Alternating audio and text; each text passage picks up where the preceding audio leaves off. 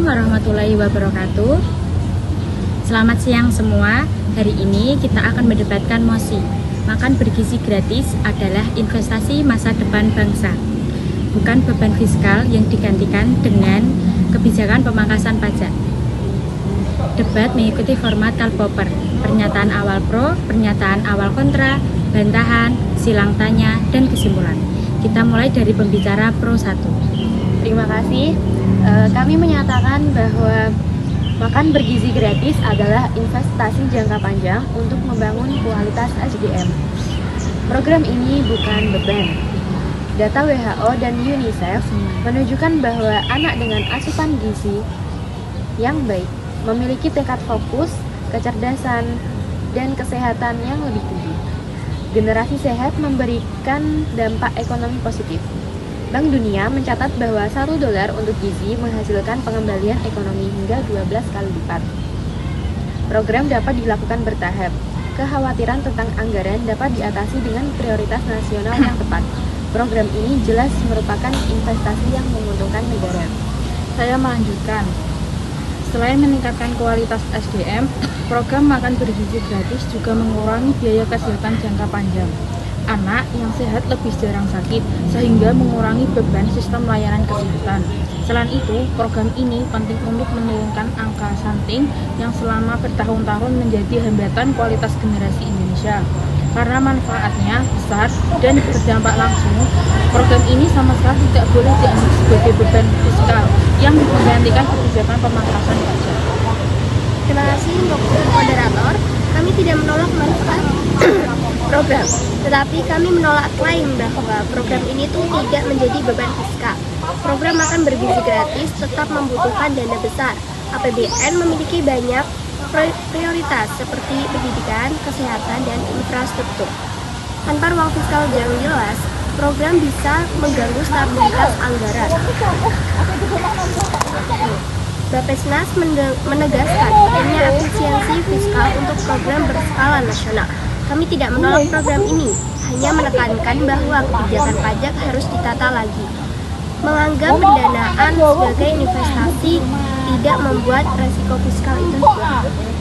Saya izin menambahkan, pemangkasan pajak tertentu dapat mendorong pertumbuhan ekonomi. Bila ekonomi tumbuh, pendapatan negara meningkat dan program makan bergizi gratis lebih mudah dibiayai.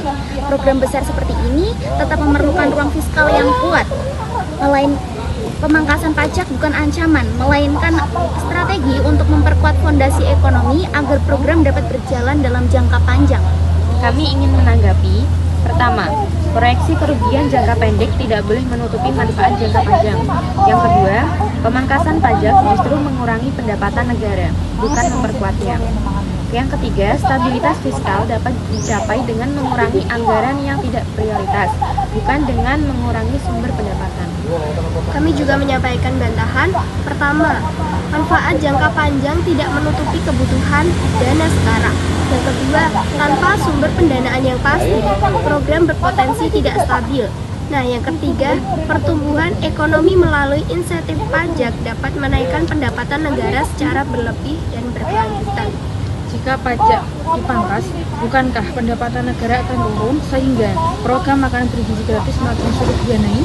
Tidak selalu. Dengan pemangkasan pajak tertentu, aktivitas ekonomi meningkat. Ketika ekonomi tumbuh, pendapatan negara dari sektor lain justru naik. Nah, bagaimana nih cara kita memastikan program tidak membebani anggaran seiring bertambahnya jumlah penerima? Program dapat dilakukan bertahap, diprioritaskan untuk wilayah yang rawan gizi, dan dibiayai dari efisiensi belanja, bukan melalui pemangkasan pajak. Kami menegaskan kembali bahwa makanan bergizi gratis adalah investasi. Manfaatnya mencakup peningkatan kualitas SDM, penurunan stunting, dan penguatan daya saing bangsa. Program ini tidak seharusnya digantikan atau dipertentangkan dengan pemangkasan pajak. Dengan perancangan terhadap dan efisiensi anggaran, program ini sangat realistis. Kami setuju bahwa program ini tuh baik, tetapi tetap membutuhkan pendanaan yang besar. Nah, tanpa kebijakan fiskal yang kuat, program ini tuh bisa terhambat.